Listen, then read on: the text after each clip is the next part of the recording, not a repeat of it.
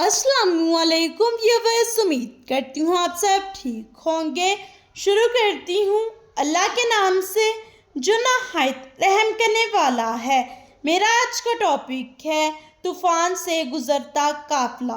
حالات کیسے بھی جا رہے ہیں، زندگی کیسے بھی گزر رہی ہے، وقت کیسا بھی چل رہا ہے، جب سب کچھ چل رہا ہے، کچھ بھی رکا نہیں ہے، تو امید باندھے رکھے نا۔ آپ نے امید کا چلنا کیوں روک دیا ہے؟ آپ کے پاس تو سب سے بڑی امید ہے، آپ کے پاس تو اللہ ہے نا، اور پتہ ہے اللہ آپ کو راضی کرنا بھی جانتا ہے۔ یہ سب ایسے ہی ہونا ہے۔